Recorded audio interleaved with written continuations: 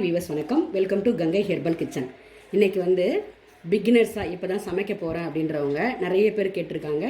ரசம், சாம்பார், கூட்டு, பொரியல் இந்த மாதிரி ஈஸியாக ஒன்றா எங்களுக்கு போடுங்க அப்படின்னு கேட்டவங்களுக்காக போட்டுட்ருக்கேன். இப்போ நம்ம அரைக்கீரை பொரியல் எப்படி ஒரு ஹெல்த்தியாக பண்ணலாம் அப்படின்ட்டு, ஒரு ரசம், ஒரு சாதம், ஒரு அரைக்கீரை பொரியல் வச்சாலே அவ்வளோ ஹெல்த்தியாக ஈஸியாக டைஜஷன் ஆகிடும். அப்படி பண்ணுறது எப்படி அப்படின்றத என் வீட்டில் நான் எப்படி பண்ணணும்னா அந்த மாதிரி கொடுக்குறேன் உங்களுக்கு. எண்ணெய் ஊற்றி வச்சுருக்கேன், கடுகு சேர்த்துக்கிறேன். வயதானவங்க இருந்தாங்கன்னா கடலைப்பருப்பு, உளுத்தம்பருப்பு வேண்டாம். வயதானவங்க இல்லை, குட்டி பசங்க இருக்காங்கன்னா கடலைப்பருப்பு, உளுத்தம்பருப்பு போட்டுக்கோங்க. பெருங்காயம் கொஞ்சம் போட்டிருக்கேன். கடுகு பொரியட்டும். சின்ன வெங்காயம் நல்லா அலம்பிட்டு பொடி பொடியாக நறுக்கி வச்சுக்கோங்க. பூண்டு பாருங்கள், எவ்வளோ வேணாலும் பூண்டு உரிச்சிட்டு தட்டி வச்சுக்கோங்க. அரைக்கீரையை நல்லா அலம்பி எடுத்து வச்சுக்கோங்க. மண் இல்லாமல். மண் இருந்ததுன்னா செஞ்சு புண்ணியம் கிடையாது, சாப்பிட முடியாது. சரிங்களா? இதாங்க. இதில் பூண்டு, சின்ன வெங்காயம் எவ்வளோ போடுறீங்களோ அவ்வளோ நல்லாயிருக்கும் பொரியல். இது ஸ்நாக்ஸாகவும் குழந்தைகளுக்கு கொடுக்கலாம். லஞ்ச் பாக்ஸில் இந்த கீரை பொரியலில் சாதம் போட்டு கூட நெய் விட்டு பிசைஞ்சு கொடுத்து அனுப்பலாம். அவ்வளோ சூப்பராக இருக்கும். இந்த தேங்காயை துருவி போட வேண்டியது தான். ஓகேங்களா? இப்போ பாருங்கள், கடுகு வெடிச்சிருச்சு. சும்மா ரஃப்பாக 2 கிள்ளி இந்த வரமிளகாயை போட்டுருங்க. ஓகேங்களா? பெருங்காயம் கொஞ்சம் கூட சேர்த்துக்கோங்க. சும்மா லைட்டாக 2 பேரட் பரட்டினோடனே முதல்ல என்ன பண்ணுங்கள், பூண்டை சேர்த்துக்கோங்க. சரிங்களா? பூண்டை தட்டி சேர்த்துக்கோங்க. அம்மி இருந்தால் அப்படியே ஒரு நசுக்கி போட்டுக்கலாம்.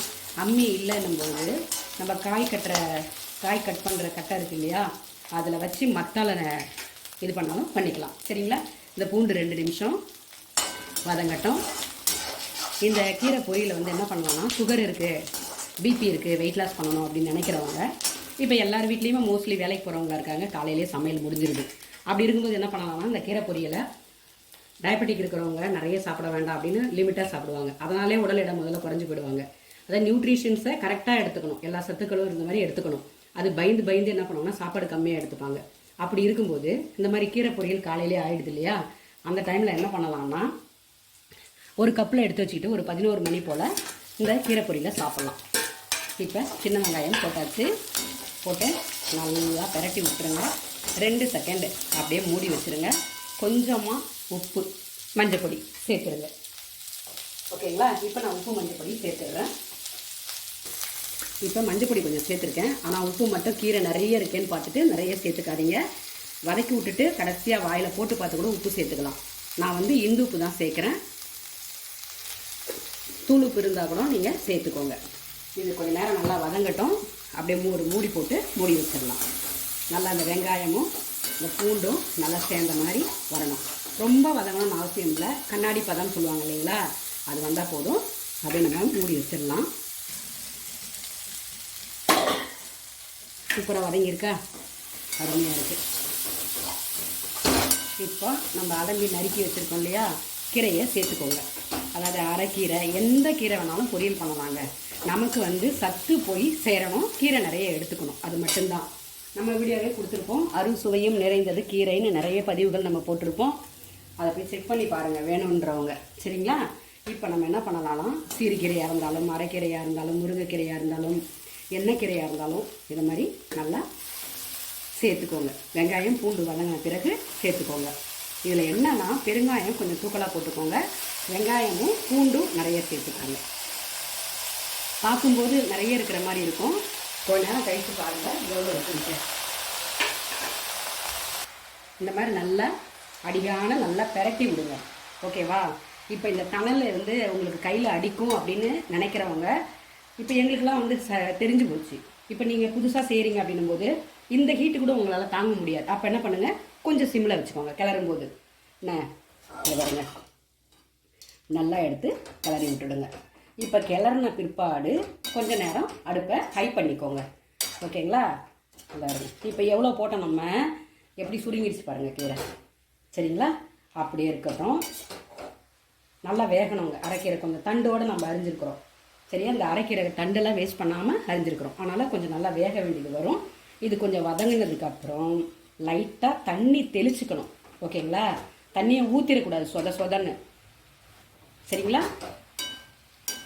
இந்த கீரை பொரியலுக்கு இவ்வளோ விளக்கமானு கேட்காதீங்க. இந்த கீரை பொரியல் செய்ய தெரியாத செஞ்சு நிறைய பேர் வந்து அதை சாப்பிடாத குப்பையில் கொட்டிட்டு வராங்க. சரிங்களா?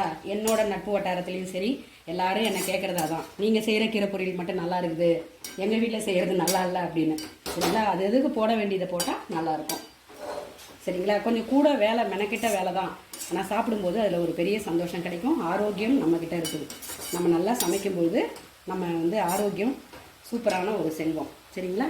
இப்போ இது என்ன பண்ணணும், அப்படியே ஒரு மூடி வச்சுருங்க. ஆனால் அடி பிடிக்கக்கூடாது.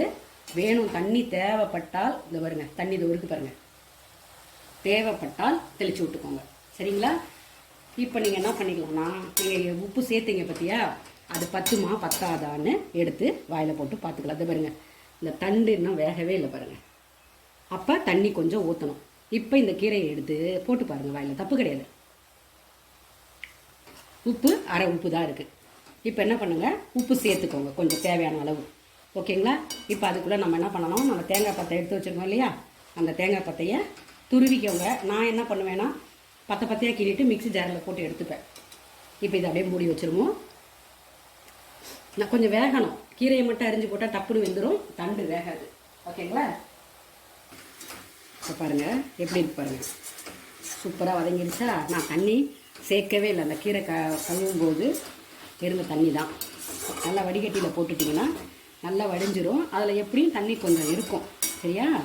இப்போ பாருங்கள் சூப்பராக இருக்கா பார்க்கும்பொழுதே. இது பாருங்கள், இந்த தண்டு இருக்கு இல்லையா, அந்த தண்டில் அவ்வளோ சத்து இருக்குது. எந்த கீரை தண்டாக இருந்தாலும் இன்னும் கொஞ்சம் வேகணும். ஆயிலை வந்து நீட்டிக்கும் அந்த தண்டு கீரை. இது பாருங்கள், இப்போ ஆடி மாதத்தில் கிடைக்கும் தண்டு கீரை, அவ்வளோ உடம்புக்கு நல்லதுங்க.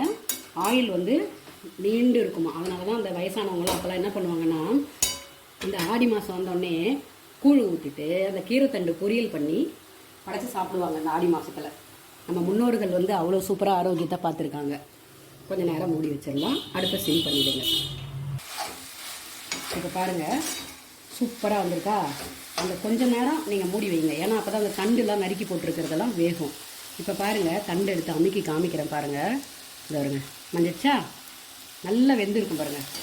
இப்போ அதில் இருக்க மாதிரி தண்ணியும் இருக்காது பாருங்கள், நல்லா ட்ரையாக இருக்கா. இன்னும் 2 நிமிஷம் இப்படி வச்சு கிளறிட்டு நம்ம தேங்காய் துருவி வச்சுருக்கோம் இல்லையா, அதை சேர்த்து அப்படியே அடுப்பு ஆஃப் பண்ணிடணும். அவ்வளோதாங்க, சூப்பரான கீரை பொரியல். அரைக்கீரையாக இருந்தாலும் எந்த கீரையாக இருந்தாலும் இப்படி பொரியல் பண்ணிவிட்டு இதில் சாதம் போட்டு நெய் விட்டு பிசைஞ்சு லஞ்ச் பாக்ஸு கட்டி பாருங்கள், சூப்பராக இருக்கும். இது ஸ்நாக்ஸு கூட வச்சு அனுப்பலாம், அவ்வளோ உடம்புக்கு நல்லது. இதே மாதிரி ட்ரை பண்ணி பாருங்கள். ஓகேங்களா? ட்ரை பண்ணி பார்த்துட்டு உங்கள் பதிவை சொல்லுங்கள். இனிமேல் சின்ன சின்ன வீடியோக்கள் கண்டிப்பாக இதை மாதிரி வரும். ஏன்னா நிறைய பேர் கேட்குறாங்க, ஆரம்பிக்கிறேன் அப்புறம் விட்டுறேன். கண்டிப்பாக இப்போ தொடர்றேன் இந்த மாதிரி வீடியோக்கள். சரிங்களா? இதை பாருங்கள், தண்ணியே இல்லை. இப்போ என்ன பண்ணணும், தேங்காய் அடுப்பு ஆஃப் பண்ணிவிட்டு தேங்காய் பூ போட்டுக்கலாம்.